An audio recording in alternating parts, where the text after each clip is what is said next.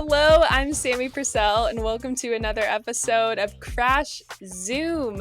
I'm here as always with my co-host, Aaron Strand. How are you doing, Aaron? I'm hanging in there, Sammy. This has been a hell of a week. I feel like I'm reporting live from a hurricane. I'm hanging in there, Sammy. The wind's really picking up out here. Everything Chaos. blowing all over I you. just was smashed by a stop sign blowing by. No, I just came back from a wonderful family wedding, which was actually really delightful. But our return flight home from Seattle was delayed into an overnight red eye with a 3-year-old. Landed early in the morning Monday.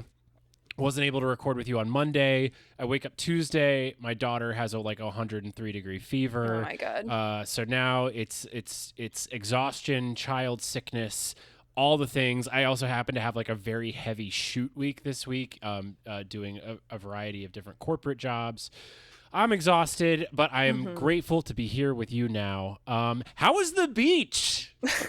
You're like, I just had a horrible experience. And I'm like, yeah, I just sat on the beach all day. Well, I mean, we could either listen to me bitch and complain about my bourgeois life, or we could hear about your beach trip. And I think that people probably want to hear about your beach trip. The beach was great. We were celebrating a friend's 30th birthday, and he actually had no idea where we were going before we left, which was a pretty fun surprise. Oh, that's cute. It was great. Yeah, we were there for 5 days. I didn't really do much besides sit on the beach and swim in the ocean. I love the ocean. So I was out there a lot. Yeah. Hot take. Beautiful. Yeah. Hot take. Yeah. The ocean's pretty Ocean's great. Yeah. We were down in the Gulf of Mexico area, so the water was lovely. It was so warm. The waves were unusually kind of rough, but it was kind of fun. I'm a little weird. kid. I love being in the waves, so it was a great time. Yeah. Nice. Do you have any beach movies that particularly evoke your spirit of the beach? Oh, so actually I've been thinking about this. I wrote something about this for my Substack once. I really like movies where people are on a vacation that goes horribly wrong, and that tends to be at the beach. I think because it's something about the heat, trying to think of it, Talented Mr. Ripley is one I think about it a lot. La Piscine, another one, A Bigger Splash, the Luca remake. It's always kind of insanely attractive people on a vacation where things go terribly, terribly wrong and someone ends up dead. And I was just, it's a favorite niche genre of mine, Okay, but that somehow the relationship between life and death somehow evokes your particular affinity for the beach somehow?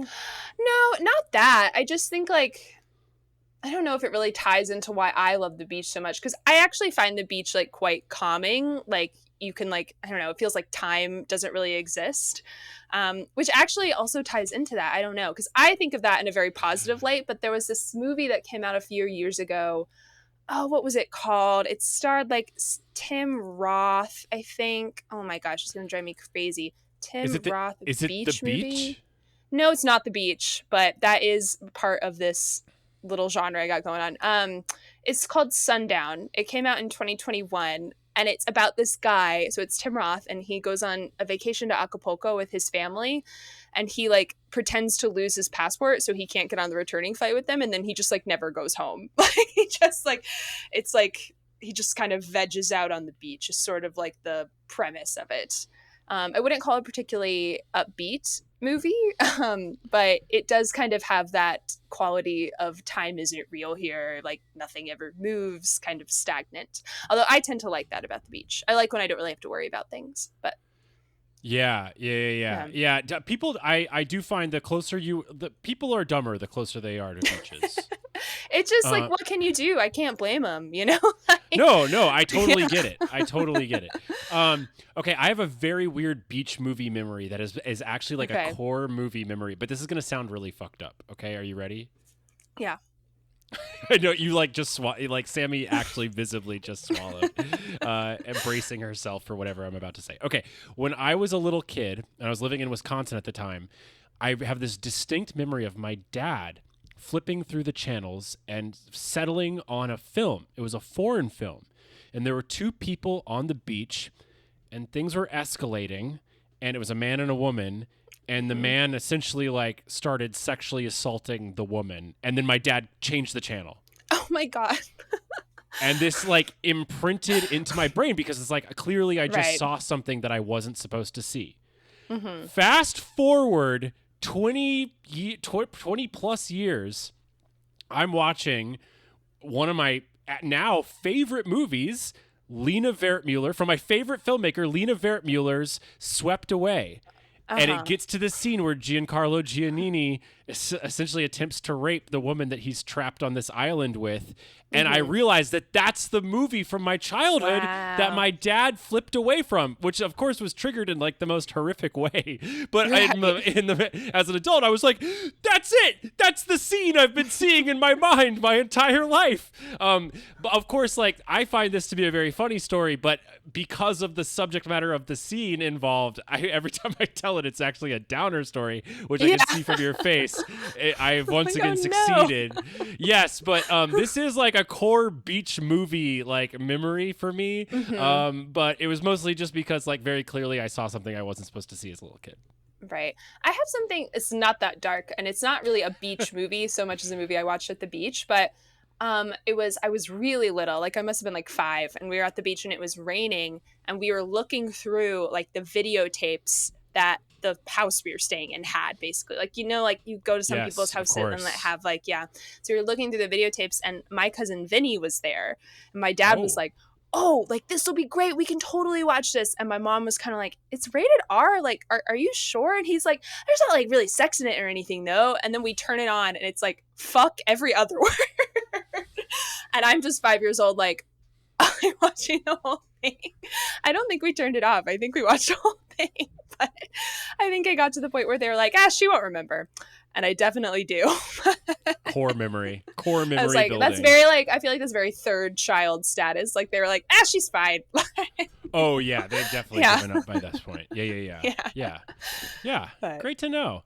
great to know. Well, speaking of movies, have you been watching anything? Have you formed any core movie memories in the past week? Oh, have I? But before I get to them, I just want to say, welcome to Crash Zoom. And if you have never listened to this podcast before, we do talk about movies a lot and our respective vacations and lives. But what we also do is talk about film industry news, and we take what's going on at a big picture level and try to boil it down and figure out why it matters to the independent artist. So if you listen today and you like what you hear, please hit that subscribe button. You can listen to us on Spotify, Apple, wherever you get your podcasts. You can also watch us on YouTube at Crash Zoom Podcast, and be sure to rate and review as well. That really helps us out.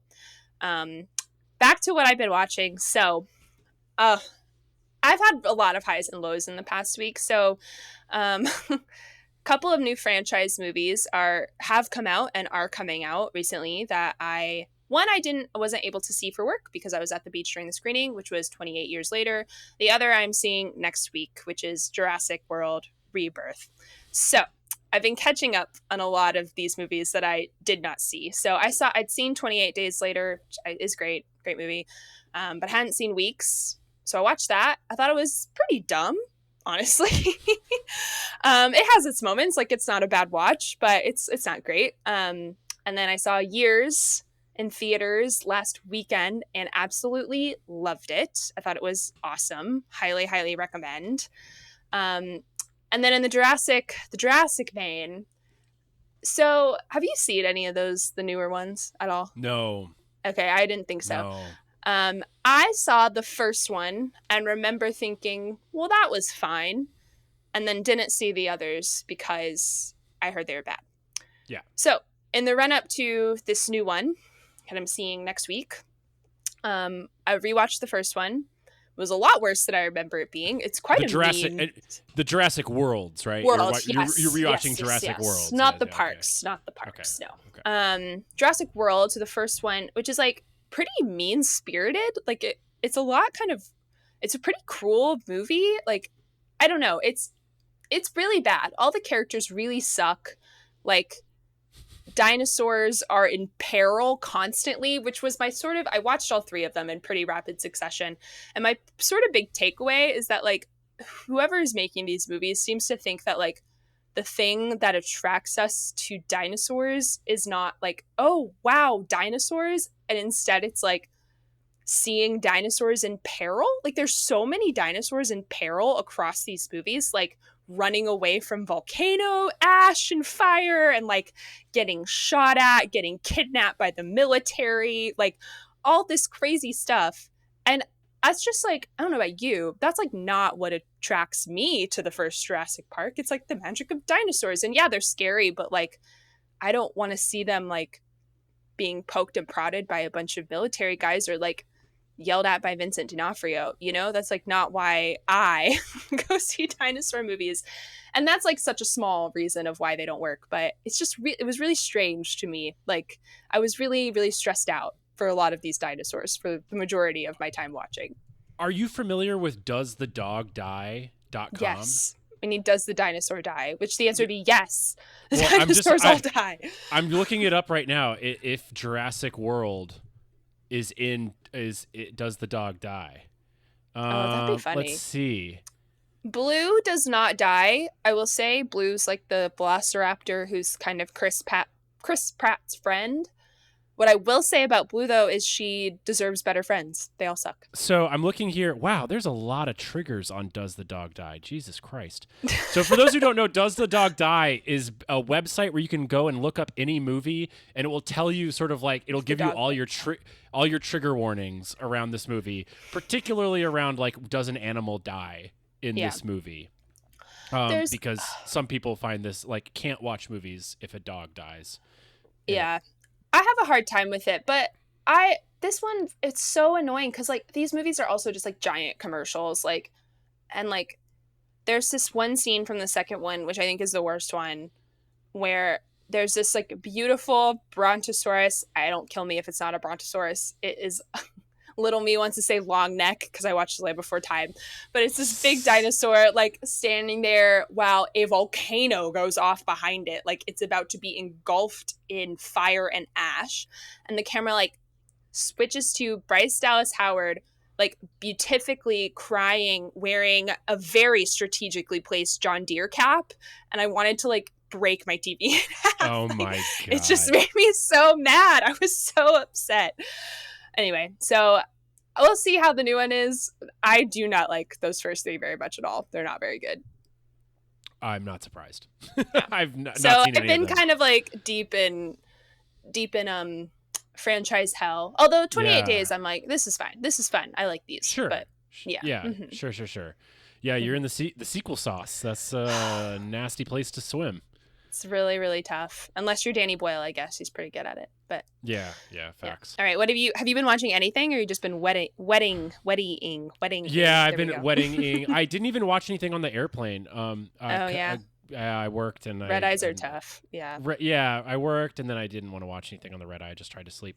I got home and I had the most bizarre like film hankering that I've felt in a long time.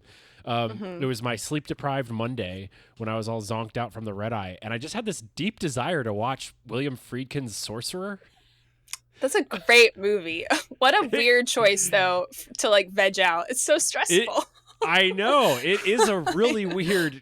But I just like knew it deep down in my core, and it's not even available streaming for free right now. It's not. Sometimes it comes on Criterion. It's not on Criterion. Criterion's about to do a new 4K release, so it'll probably come back soon. Yeah. But no, I rented it from Amazon Prime because the thirst. I just knew that like nothing else would satisfy what I wanted to watch, and I watched Sorcerer, and it slapped like usual. It's really good. Yeah. Yeah. It's fucking that like awesome whole movie. Sequence with the bridge, just like. Oh, that movie stresses me out.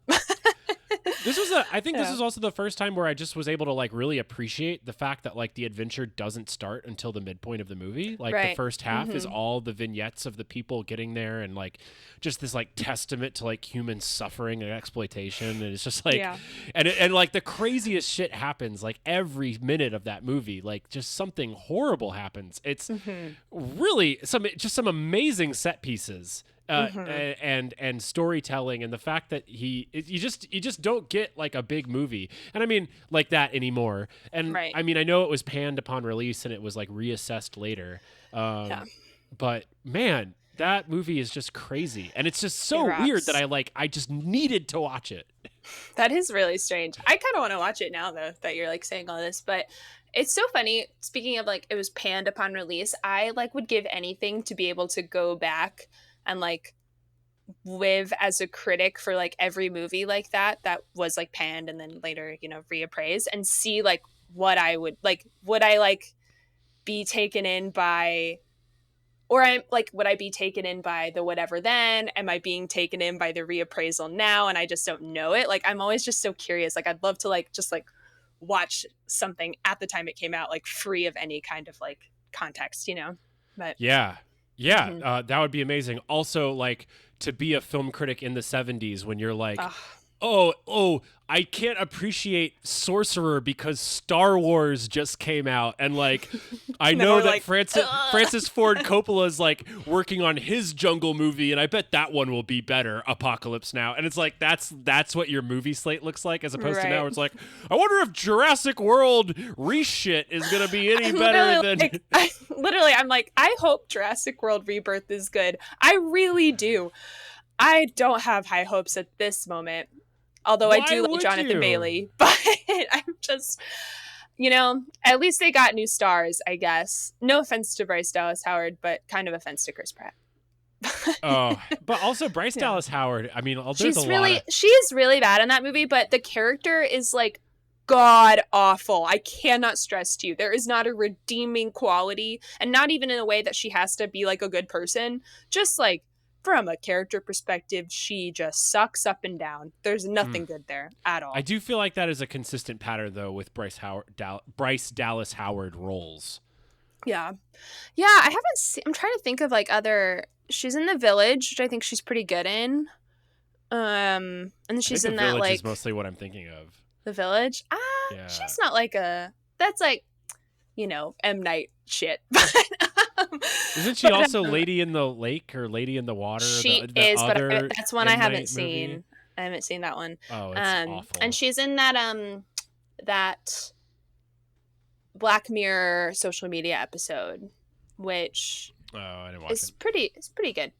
I mean, it is like not a very. It's a more interesting character, I guess. What I'm trying to say, the character is not interesting, and she sucks in Jurassic World. She's also she's also in Manderley, the worst Lars von Trier movie from that period. Didn't she? She like took over the Nicole Kidman part or something. Is it the same person, or like from, because it's a sequel to Dogville? No, it's shot in the same style, but I don't think it's a sequel. I don't know. I haven't seen it. It's not. It's not very good. I mean, I'm like a huge Lars fanboy. Yeah. And this is like not. This is not it. All right. Oh, it is a direct sequel. Yes, you're right. Okay. I don't even remember that. So I remember part of being the story. like, she like took over the role. Like it's the same character or something. Yes. I can't remember. Yep. You're right. Mm-hmm. You're right. You're right. Yeah. A low light of the Lars. The Lars canon. Of 2000s Lars. Anyway. I don't know how we got here. I don't know. I have no idea. So I've been Bryce Dallas Howard pilled. Anyway. Also, that movie is weirdly obsessed with her feet. Anyway. Okay. Let's move in. Jurassic World. They're like obsessed with the fact that she's wearing heels. And I'm like, A, why? B, take them off. You're running from dinosaurs. No time. There's no time. Anyway, let's get into some news. All right, let's get to it. So I got this first one from the Daily's newsletter. It was the first place that I saw it. And this is something that we talk about a lot, but it's official. Streaming just beat traditional TV for the first time ever. So Nielsen's May 2025 report showing that streaming platforms captured 44.8% of total television viewership. So it surpassed the combined 44.2% share of broadcast and cable. So this is something that we, again, have like talked about kind of for a long time, maybe since this podcast inception, you might say. But this just sort of confirms, I guess, what we already knew. YouTube is also a huge winner here. It's got a record 12.5% share for its fourth consecutive monthly increase. So it's bigger than Netflix, bigger than any traditional network. So yeah, I just wanted to sort of shout this out. It's something that we've been talking about, but it's official. Nielsen's official. I'm shocked that this hasn't happened sooner. I'm I shocked know. that we're Like, announcing it oh. now. I thought this was I thought this happened 10 years ago with the Yeah, me amount that we've been too. talking about. I mean, I guess a testament to really sort of like the integrated infrastructure of the traditional cable and broadcast system. But it ain't going back. I wouldn't call this an anomaly. No, I don't think so. I wonder, I guess it has like, sports is probably keeping that traditional stuff alive for a while. And now that it's like starting to kind of make that transition over, it's official, I guess. I don't know. Yeah, I am kind of shocked it's taken this long. Sports is definitely like the thing that's keeping it together, but also just an aging core audience that is unwilling to change. So this really brought me to the question of like, will the cable bundle ever officially die, and if so, when? I don't know. I mean, it's so funny because I feel like, we talked about this a lot, but like we went for this place where like when I was in college, I was like, well, I don't need cable. I don't watch cable. Like, I feel like that's how long this has been going on, like for younger people. So I just had like a Netflix, or really I had my parents like streaming subscriptions at that point in my life. And then, I mean, maybe like a few years ago, I got YouTube TV. And I was like, well, this is like essentially just like having cable. It's like we like went all the way back around, but it's just a new platform. So I think like maybe like traditional cable, yes, but like the cable spirit continues to live on just like with a new umbrella. Yeah. If that makes sense. But it's just now these different companies own it.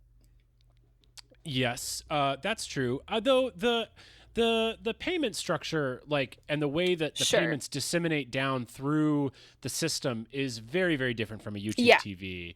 Like I think one of the prime examples right now is that like, there was this huge, it was such a discordant image because the NBA Finals, which just ended, I had, not only was my flight delayed, but I had to watch the Oklahoma City Thunder win the NBA Finals in the Delta Lounge of the Seattle airport. Very depressing. Anyway, the NBA Finals this year was sponsored by YouTube TV, and they are broadcasting YouTube TV logos all over the court, while YouTube TV is actively killing the regional sports networks that have been essential in like spreading the sport and keeping the local teams in small markets like viable. That was made only possible by the pay structure of the cable bundle. And so is this extreme, and because I don't know if you've followed this, but there was all this fighting about, people were really mad that the NBA changed their court decals back in the day, like 10 years ago. They used to put these giant finals trophies on the court, and the finals like cursive script would be all over the court, and it felt special. And they've since removed these decals. And so the fans were in an uproar. So then the NBA started like digitally broadcasting little like finals trophies onto the court, and they like literally did it mid-finals because of fan uproar. So like game 1, it didn't happen. Game 2, they did it for a quarter, and it looked so bad that they took it down after halftime. Like, it was just like embarrassing ops management from the NBA. But in the midst of all of it, the biggest irony was that they didn't even have space to project the giant Larry O'Brien trophy signature because these big YouTube TV decals had to be projected onto the court. And YouTube TV is like the very thing that's like threatening sort of the overall NBA pay package. All the revenue generated from the rights deals is like being threatened by YouTube TV because YouTube TV just doesn't pay out in the same way that it does. So you have this extreme cognitive dissonance, like all in one image. Yeah, that's interesting. I have to be honest, I didn't watch much of the NBA Finals unless it was just happened to be on in a TV, in a room I was in on the TV. But that is really funny. Yeah, it was crazy. It was crazy. I mean, great. It was a great finals overall. Yeah. Very entertaining, except for Game 7 was a bit. I was like, you don't seem happy about that. Well, it was just horrible. I mean, it just sucked because like it was setting up for this epic matchup, and then the best player on Indiana blows his Achilles in the second quarter. Yeah, I did see some crazy stat where like everyone who got hurt had like the same number or something crazy like that. Yeah, I can't. I wish I could remember. Was it number 0? Well, listen, we could talk about Achilles ruptures all day. Yeah, I we have a can't lot do of that. I have a lot of opinions, but it doesn't really. It takes us kind of a far, It does. far It does. afield. It does. Yeah. To circling back of like, will the cable bundle ever officially die, and if so, how soon? I do think it will officially die. I think that these companies will streamline and basically make the product worse and worse and worse as long as that boomer generation is alive. I think it will die with boomers, and so it puts it on like a 20-year, slow death, Crumbling death. I did have a funny moment of I was at this hotel for the wedding. I was trying to kill time with Satya before we had to go somewhere. I turned on Cartoon Network just to give her something to watch, and she saw a cable commercial for the first time in her life, and she watched it. And she was so confused as to why her show was interrupted by this commercial. And she said, "Dad, I hate this." Me too. So did everyone else. Yeah, I really had to bite my tongue and being like, well, actually, the ad-supported model was the crux of the entire financial ecosystem of television entertainment, and subscription models are really taking money away from artists. I didn't give her that speech. I just said yes. Too little for that. Just gotta be yeah. But it was interesting to see her kind of like realize it for the first time, and it just was also like there was no way that she would ever. She's just gonna grow up like not having any idea of what that is. No, absolutely. I was thinking about that when I was talking about VHSs earlier. I was like, wow, no one's gonna know what those are. Anyway, and yet somehow VHSs have because it's in real life. Like VHSs have like cool analog appeal. I mean, I don't know if you've been to some of these VHS marketplaces that like pop up around town. Yeah, I did interview a college kid recently who said he buys VHS tapes and has a VHS player, and I was like, wow, you're really in it, man. I mean, they're popping. Yeah, that's true. There's a lot of energy. Yeah. All right, let's move on to this next one, and I would like just to say that I was right. They all do wear the number 0. Anyway, let's go. All right, so this is also comes from the Daily's newsletter. Once again, shout out to the Dailies. And they link to an article from Indiewire, which is by Allison Foreman. Neon takes crowd-funded film, doubles budget, releases. So essentially, just to sort of summarize this article, Neon bought this movie, Shelby Oaks. It's a crowdfunded horror film from YouTuber Chris Stuckman. He started it kind of with a Kickstarter campaign. I would like to note he's like mentored by Mike Flanagan, so like probably had a little help kind of getting that Kickstarter campaign out there. And then Neon bought this movie after it played at one festival, I believe, and essentially said, hey, kind of read the script, was like, hey, it doesn't look like you were able to do this. Would you like to boost up the gore, et cetera, et cetera, et cetera, and provided some money, I believe, like doubled kind of the original budget is sort of the number that people are throwing out there to just basically make the movie like a little bit better. So on the dailies, they sort of talk about how Neon is kind of taking this model of, or independent filmmakers, I should say, are able to take this model of crowdfunding to kind of show that an audience exists, being able to show that to distributors buy, put in some money to sort of help bump up the quality of the film. So what did you think about this? Well, good for them. Yeah. I mean, yeah. I mean, what am I supposed to say? Yeah. I take extreme. I mean, it's just a ridiculous headline from the dailies here that Neon just introduced a new pipeline. This is not a new pipeline in any way, shape, or form. I was sort of like reading this, and I was kind of like, I feel like showing there's an audience for something is sort of a tale as old as time, and I was trying to find like what's the new thing here, I guess. Well, even in like the workflow is it's particularly for this low budget horror. This is the almost identical workflow to Paranormal Activity 17 years ago, which is like, still cited as one of the, seminal examples of sort of indie to franchise conversions, and essentially launched Blumhouse as a major studio out of the ashes of Miramax. Because when Jason Blum found Paranormal Activity, he was still at Miramax. famously with Paranormal Activity, they shot the movie for like $5,000, like in somebody's house. And then there was initially a proposal to completely reshoot Paranormal Activity, but they ended up just reshooting like a few specific scenes once the studios piled in. Right. And then they reshot the ending, I believe. And so it's essentially, we have the same thing here. This is, and I'm glad you contextualize, yes, Chris Stuckman already has industry connections. More importantly, Chris Stuckman is a wildly popular YouTuber. Like he has over 2 million followers as a YouTube critic. And because $1.39 million on Kickstarter in this day and age is That's almost crazy. impossible.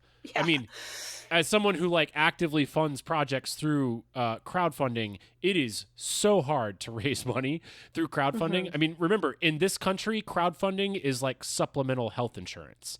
So if you're going to raise $1.39 million, it's not because your campaign went viral. It's because you already have a built-in audience that is very excited about the project. Yeah, reading this, like, kind of, the Daily's like kind of has their little blurb, and then going into the Indiewire article in particular, like I feel like just reading it, I was sort of like, I don't know if this is like that unprecedented, and like no shots at Neon. I like a lot of what they do, but it just kind of feels like a, hey, Neon's great kind of like article, and that's really it.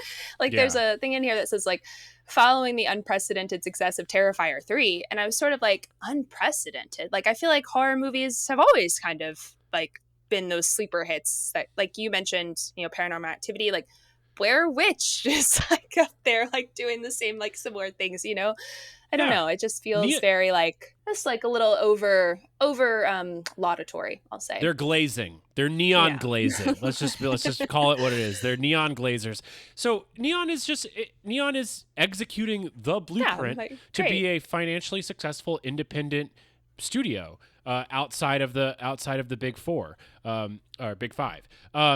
You make your money. You make these incredible gains on indie horror. They're still to this day their most successful theatrical film is Longlegs, and they're just doing the A24 model, which is that like you make your money with horror and you use it to fund the sort of auteur, artsy fartsy stuff that wins awards and gets you into festivals and gets you lots of respect on the in the overall art scene. But your cash flow is dictated by horror, and they're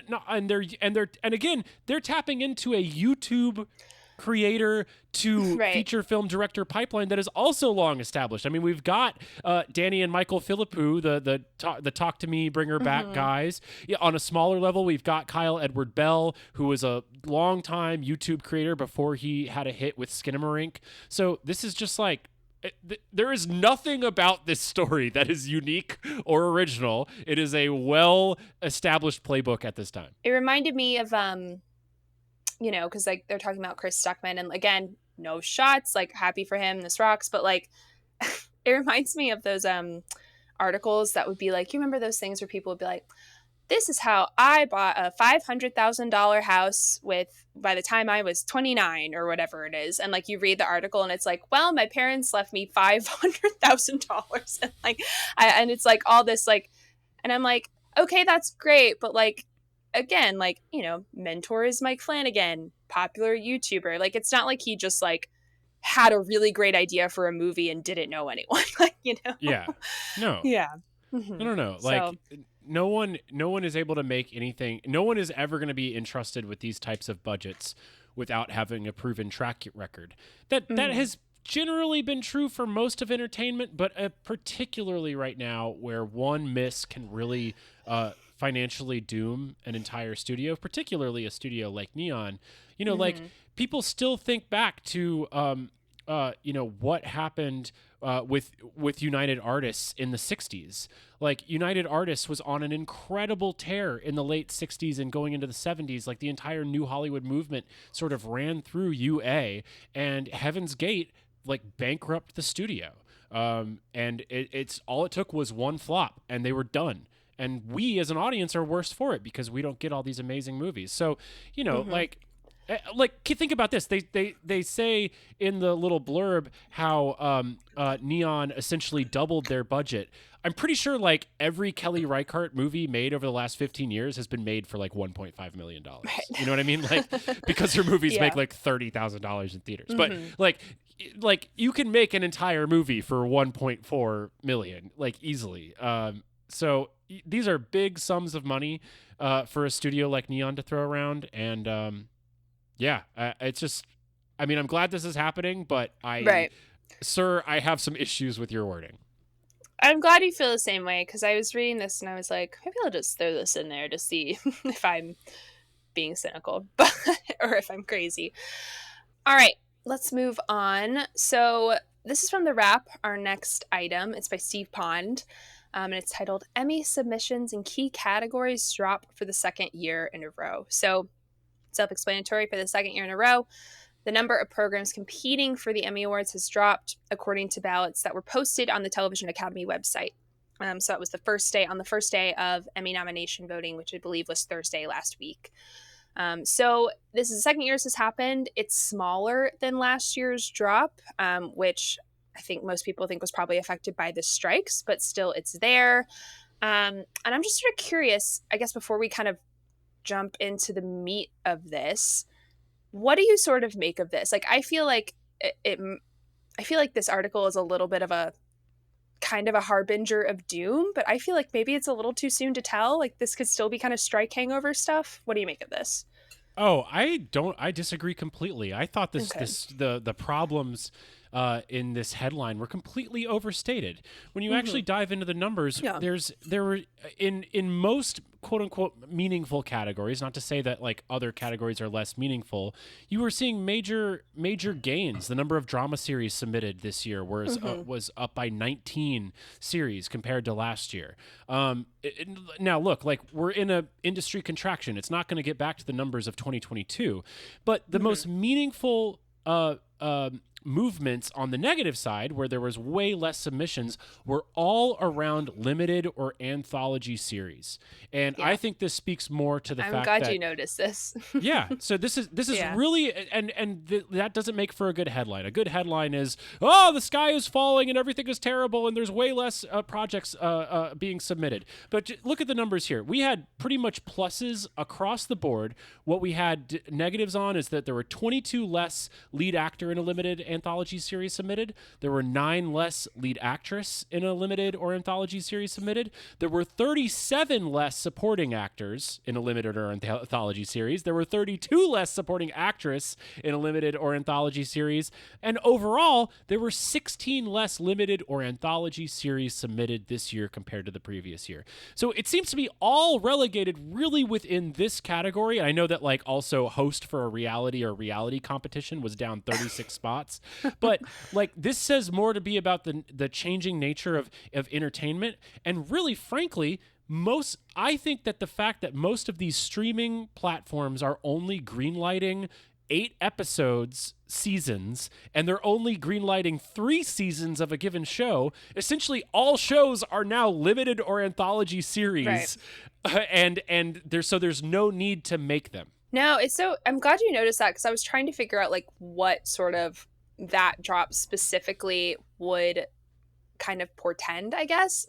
Because my biggest, and I like an anthology, I've liked a limited series, but one of my like always kind of like the thing needling in my brain is like, would this have been better if it was just like a regular TV show, like Lost style, like let's throw out, or like, I don't know, something with less episode style, but like a lot of seasons? Or would have this be better as like a 2-hour movie? Like, that's always sort of like the kind of like mileage that's in my head when I watch a limited series, and I'm like, I'm just like curious as to what like this actually means for stories that would go limited series going forward, if that makes sense. Maybe a better TV historian than me could correct me. I thought all of this was like post True Detective season 1, like the extreme kind of House of Cards success. stuff. That's not limited though, but shorter, but yeah. But House of Cards was so early in the streaming TV era, like I still think that was more, that was always in people's minds more of a TV show. I think it was True Detective that really got in people's heads of like, oh, like there's an audience for a 4-hour movie with act break cliffhangers in the middle. And they've been really banging the limited series drum ever since. And we've gotten some like really cool stuff out of that. I mean, you don't get Chernobyl, I think, without True Blood, but on the whole, you get a lot of forgettable. True Detective. Yeah. Wait, so I just said True Blood. You said True Blood that time. Have I been saying True Blood this whole time? You said True Detective the other times, but just in that little thing, you said True Blood. True Detective. Thank you for correcting me. Yes, yeah. You don't get Chernobyl without True Blood, like I've always said. You don't get Chernobyl without True Detective. I think this is all as a post True Detective phenomenon. But what has ultimately happened is that TV companies have made really expensive projects that do go on too long, and I think we're just seeing it's a natural contraction that in this overall industry-wide contraction, we're trimming the fat, and we're trimming essentially the most fattened kind of format genre. Right, because if you look at like comedy series is down by 4, which like feels kind of negligible, but drama series is up by 19. Like, yeah. Seems like doing all right. Yeah, drama's up and across the board. Yeah, and like the documentary and nonfiction series, I'm trying to look at the other ones that are like kind of big down, and the only other one that's sort of big is documentary or nonfiction series. I mean, the thing with documentary is we've been seeing this trend downward for almost 2 decades now. I mean, even though in the 10 years ago we were getting some of the greatest documentaries ever made, the popularity of documentaries in theaters has fallen precipitously since back in the day when people were going to see like Michael Moore documentaries in movie theaters and Super Size Me in movie theaters. So we've seen this incredible downward trend in documentaries. The genre has also been overtaken by true crime and these sort of more exploitative models, and then everything that's sort of being a hard-hitting documentary is more vulnerable to legal interference now, or is all being controlled by the estate of the subject matter, and it's essentially propaganda. So in some ways, that style of filmmaking has kind of eaten itself for a lot of different reasons, but I don't think that really says anything broadly, particularly about television or the Emmys. I think it just says that this is a really, really hard time for documentaries. Yeah, no, I'm glad you feel this way. Kind of looking through all the stats, like, and this is why I always read further than the headline, people, because the headline is designed to draw you in. But I just felt like this article is a little doomy, and it doesn't feel like we should be quite to the doom stage yet. We're doing okay. Everything's fine. No, I mean, look, yeah. I think it's incredible. One thing that's incredibly hopeful is that I certainly do a lot of hand-wringing about the difficulty of indie drama succeeding in the theatrical setting. Indie drama is still like the hardest type of movie to sell. It's the hardest type of movie to get people out to, outside of documentary. And that's why we see a lot of the new stuff that's all being made is horror. And it's just a real downward. It's just very hard for indie drama to get made. Meanwhile, on TV, drama is king. Like the drama offerings are increasing. Drama, the amount of actors and actresses being submitted for drama is increasing, and that clearly the audience is still there. So it's nice to know that there's still a bastion of quote unquote, real dramatic stories. A lot of these might be things like Reacher or like White Guy with a Gun stuff, but like still like drama. Yeah, lots of drama in Reacher. But hey, look, I think that overall there are hopeful readings within this Emmy submission data for whatever that's worth. I agree. All right, let's move on. I'm kind of excited about this one. Short little update here. Zaz is getting a pay cut. Your boy is getting a pay cut. So I got this from a Gizmodo article, but I believe it was originally reported in Deadline. He's going to receive a sizable pay cut this year. He's still going to make millions of dollars, but sizable pay cut. So Deadline noted that according to a recent SEC filing, a new business agreement will, quote, significantly reduce his target annual compensation. including lowering his annual cash compensation opportunity and reorienting the total pay mix toward long-term incentives. So, we got what we wanted, I guess. The people were screaming for it. Cut Zaz's pay. It happened. It did. It happened. I mean, look, they had to do something. The optics here were just terrible. So bad. And, I mean, this guy, and look, I'm on such a Zaz journey. I really am. You know that I really loved that Michael Wolff profile. I related to him. He made him relatable to me. But then when I keep coming back and looking at the cold hard facts of what this guy does day in and day out, it is just abominable. You know, I spoke about this last week with Imani when she came on the show. But you know, the fact that that Disney and Universal are essentially have filed this incredibly important lawsuit against Midjourney that is going to define the relationship between copyright and AI image generators going forward. And they went to Warner Brothers and said, join this lawsuit with us. And Zaz said no. It is just bad Zaz. Bad Zaz. This is bad so Zaz. That was a moment of like, God, you know, I wanted to zag On with Zaz. Zaz? I wanted to zag on Zaz. I really wanted to zag and just say, like, you know what? Maybe this guy actually does know what's going on. But come on, man. Like, why do y'all got to do so much dumb shit and then also expect to get paid for it? So, yes, I'm glad they cut his compensation. It is like, I mean, it's still too high. It's still so much. It's still so much money. And also keeping in mind that, like, last year he was being paid $52 million in base salary. And since 2021, he's made over $246 million in stock options from his role as CEO of Warner Discovery. And essentially all they did was right now is because they're dividing Warner Brothers Discovery with, and they're sending poor Gunnar Weidenfelds to steward all the dying cable business and the spinoff company. They just cut Zaz's compensation in half, gave half to Gunnar, half to Zaz, and like are just going forward with like those numbers. I mean, it's still just ridiculous. Right. Well, I guess it's a little bit of hope. They at least cut it. It is still too much, but had to mention it. I have so little faith. I think that Zaslav and that they're going to continue to do the hard things to lower the debt on the company, which is the biggest weight, like dragging it down. Yeah. They do seem to at least have some sense of fiscal stewardship in that regard, but everything, the behavior of the board, the behavior of the overall asset management has never been impressive. And the criticism that comes from all sectors of entertainment and business is warranted. I mean, they're just destroying value and they're not stewarding. And look, I hate to even think of it this way, but like this is the game that they signed up to play. They are terrible stewards of the IP.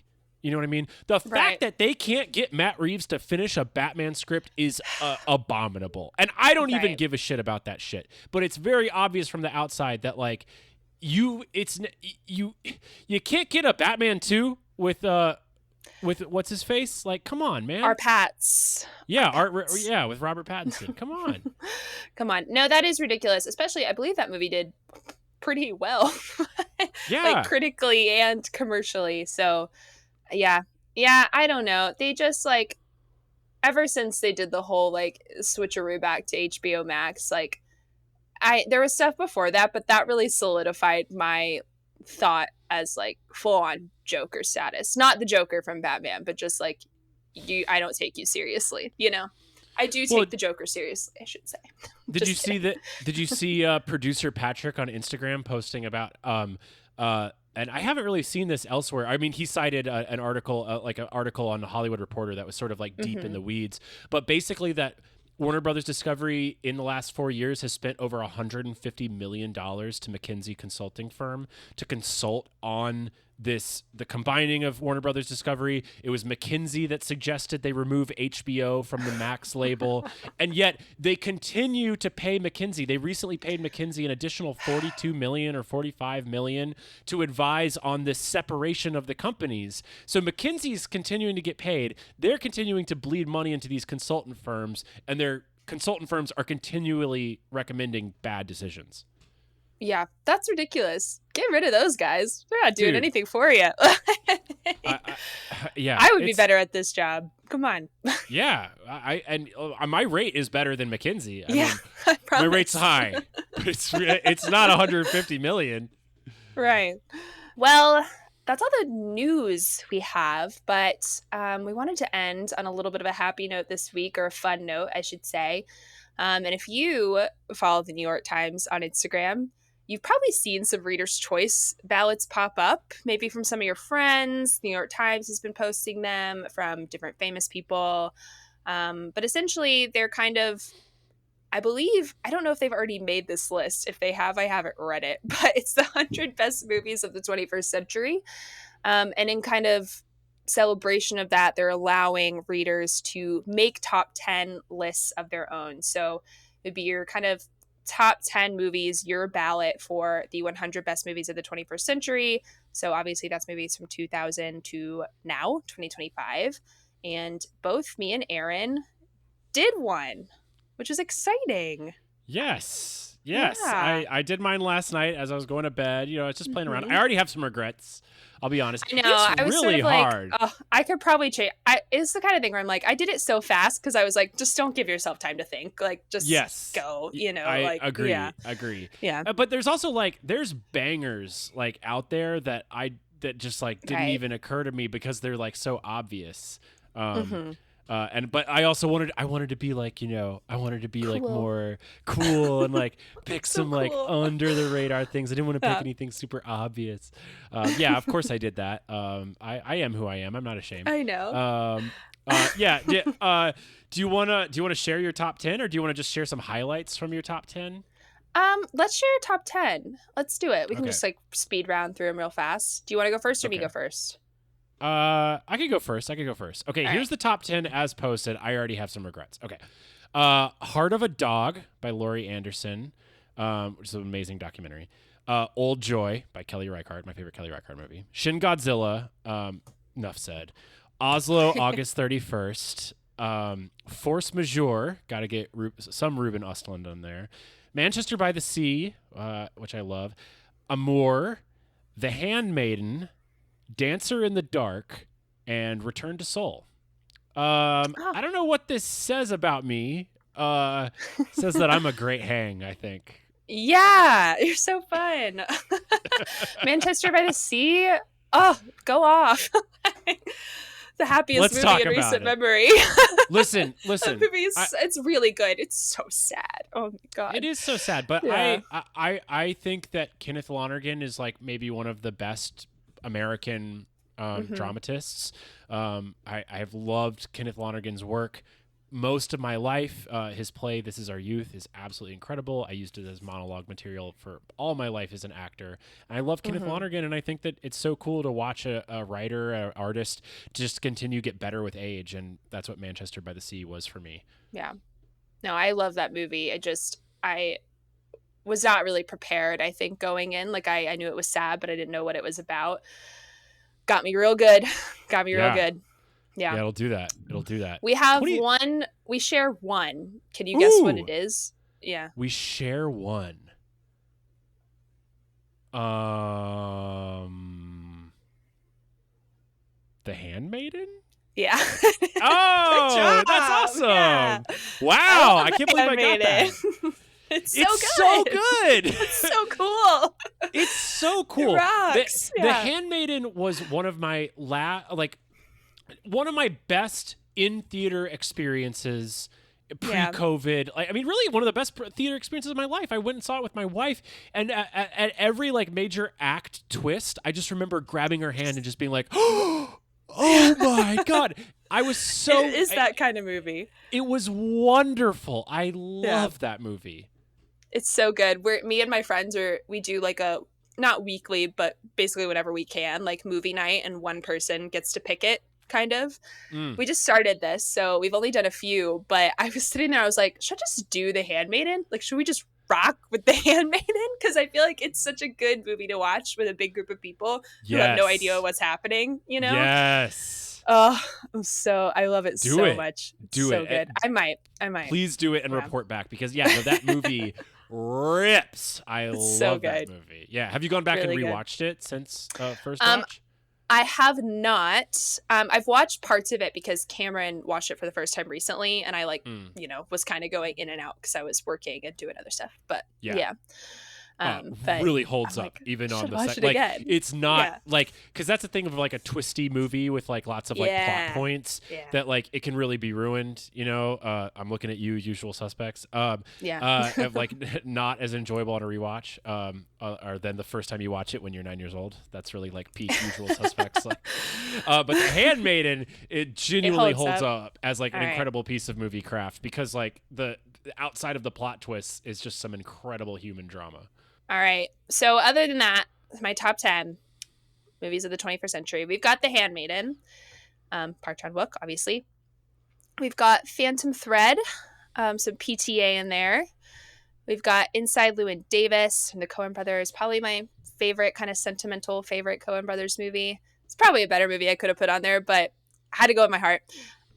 We've got Zodiac, David Fincher, Voltaire, from Almodovar. We've got First Reformed from Paul Schrader, Millennium Actress from Satoshi Kon, which is probably my favorite of his very short filmography, and I was trying to like get something animated on there, because I feel like animation is important in the 21st century. I Gotta Have a Kelly, Meek's Cutoff as a Kelly Reichardt pick. Before Sunset, Richard Linklater. It's my favorite of that trilogy. And then my real sentimental favorite, Greta Gerwig's Little Women. I love that movie. So that was my last one. Wow. I don't know what this says about me either. I like to cry a lot. I don't know. Yeah. You're a softie, you know. Yeah, you're sentimental at heart, you know. But a softie with taste, you know. Like I think it's very like tastefully soft. Yeah. For sure. Some glaring, you know, like talk about like left off bangers. Like two glaring omissions that I feel like for both of us, because I know we both love these movies. No In the Mood for Love, no Spirited Away. Like God, I was like, it's so okay. So I'm supposed to kind of do a similar thing for the Atlanta Critics Circle. So I've had like a kind of ongoing list, like kind of moving through stuff. And both of those are on that long list. But yesterday when I did this, or this morning when I did this, I was just like, go. And then like looking at the list later, I was like, fuck. No. My biggest, like, if I had to replace one, and I love Heart of a Dog. It's talk about just amazing piece of like self documentary. But I would replace it with The Act of Killing. Oh yeah. That's the other thing. I don't have any documentaries on here, and I think the documentary on my long list is All the Beauty and the Bloodshed, which is the documentary with the Sacklers that came out a couple years ago. Oh yeah. Which I thought was wonderful. Trying to think of other like some misses for me at least. Like neither of us had The Social Network. I'm trying to think of like big movies that people love. Yeah. Neither of us had No Country for Old Men, which like you could argue that's a better movie than Inside Llewyn Davis, but again, going with my heart here. What is on this list? One that's big for me is Pan's Labyrinth, which is not on here. I do really adore that movie though. Yeah. It's really hard for me to put like a pseudo mainstream American movie on. Like even a movie that I genuinely enjoy, like No Country for Old Men. I mean, I like that movie. The movie rips. But it's really hard for me to like a top 10. Really? I feel the same way about Inside Llewyn Davis. I love Inside Llewyn Davis is like, it's one of those, you have those movies where I'm just like, I don't really know how to explain why. It just, something about it really hits. It's like one of those for me, you know? I don't really know why, but I think I think you could probably argue for No Country for Old Men, perhaps a little more formally, but I'm an Inside Llewyn Davis gal. What else is on here? Drive My Car was also really close to making mine. Really? Yeah, I love that movie. Shocking. Softie! Shocking scene. It's also hard, and I don't know if how did you structure this of like, what are my favorites or what is the best? Or is that different for you? I did not. I tried to find the Venn diagram. Okay. I tried to like, I didn't want to put like a movie that I love, but I think is objectively like not great, like Kevin Hart's Night School. That didn't which I love. Sure. You should put Night School on your top 10. I support that. That would be such a curveball from me, especially like, but no, it didn't really cross my mind. I was like trying to find the balance between like objectively great and personal favorite. Yeah. Yeah. I think I mostly tried, maybe with the exception of like Millennium Actress, probably First Reformed, because I wouldn't call like Paul Schrader or Satoshi Kon. They're not like my guys. I respect both of them a lot, but Millennium Actress is like another one of those where I feel like I couldn't explain to you why it made me feel the way it did, but it did, you know? Yeah. But I feel like for most of these, I tried to like think of filmmakers who I like really love and like pick something from that oeuvre, sort of like my go-to, with like obviously those kind of couple of exceptions. Yeah. But nice. I feel like we posted pretty good lists. Pretty solid. Yeah. We did good. And I love that the New York Times is doing this. I think they're down to like number 60 right now. They're like they're releasing them a little bit at a time. Okay, I should go back and read all this stuff. Check it out. I've been at the beach. I haven't been doing anything. This showed up on your Instagram, and I was like, "How did you do that?" Yeah, for sure. Maybe we'll circle back once they get to their top 10. Yeah, we should. That'll be fun. Take a look. Nice. Well, Sammie, this has been another wonderful episode. Thanks for working with me on making the timing work. Of I know course. this has been a real headache to schedule. Do you have anything to plug, or you got any writing coming out this week? Any reviews? I'll have a review of F1 coming out this weekend. You guys talked about that last weekend, or last week, I should say. So that'll be exciting. Vroom vroom. And I have an interview that'll be publishing shortly with the director, Shoshana Stern, of the new Marlene Matlin documentary that I believe is also going to be, I think, at the Terra this weekend, but don't quote me on that. You should check that first. But I'm pretty sure that's where it's premiering. So that'll be coming out Friday as well. Cool. That's awesome. Well, I'm counting down to another live show. The next Behind the Slate Presents on July 24th, Thursday, July 24th. I will be playing Harakiri on 35 millimeter, classic Japanese anti-samurai film from Masakai Kobayashi. Love that movie and really excited to see this 35 millimeter print. So July 24th at the Plaza Theater, I will be there. Awesome. Yeah, well, this has been great. If you enjoyed this episode, please like, subscribe, rate, and review. Hit us with 5 stars. That really helps us out. You can follow us on YouTube, Spotify, Apple. Please subscribe. Let us know what you think. You can also follow us on Instagram at Crash Zoom Podcast, at TikTok at Crash Zoom Podcast. You can email us directly, crashzoompod@gmail.com. That is crashzoompod@gmail.com. We would love to hear from you. This has been wonderful, and until next week, Sammie, I will talk to you. Talk to you later.